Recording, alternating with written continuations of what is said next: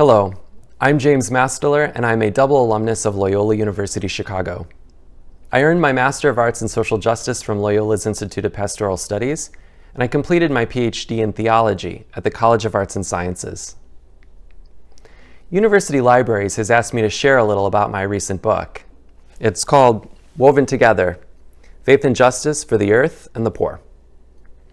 And I wrote this book as a way to share some of the stories of people I have met around the world whose lives are and will increasingly be impacted by climate change, environmental degradation, social, economic, and gender inequality.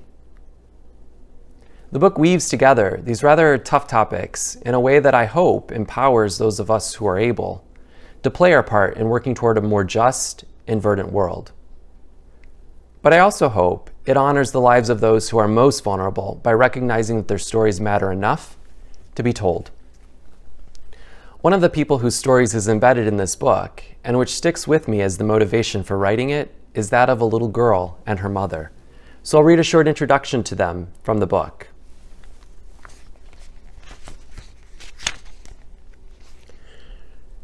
At a small maternal health clinic in rural Bangladesh, a brief encounter with a little girl named Hawa transformed the way I see the world. When Hawa was admitted to the clinic, she was 1 month old and immediately diagnosed with kidney failure as a result of severe malnourishment, undernourishment, and dehydration. Her mother, who was jaundiced and visibly emaciated as well, was unable to make the breast milk her baby needed to survive. Like many other women in the village, Hawa's mother did her best to care for her daughter with the few resources she had at her disposal by feeding Hawa a watery mix of sugar and rice powder.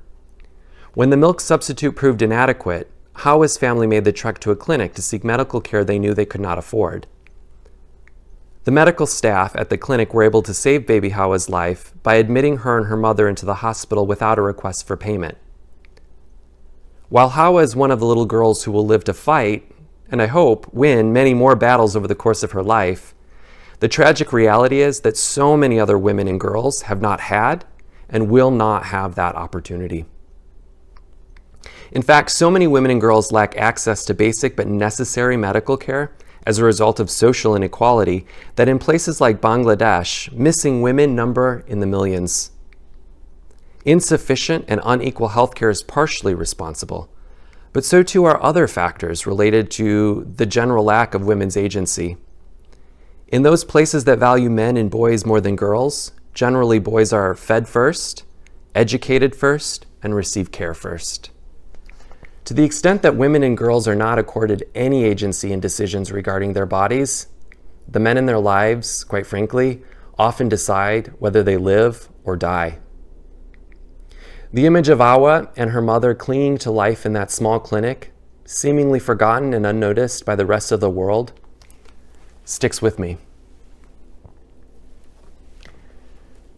Woven Together grapples with the hard questions about how we live in the world and how our lives and stories are wrapped up with the lives and stories of others. Hawa's story can exemplify the way environmental challenges and social, economic, and gender disparities are all woven together in their complexity. And it can show us how attempting to tackle them in a traditional silo simply will not lead to the kind of changes the world so desperately needs. So if you give the book a read, reach out, and let's have a conversation about it. Thank you.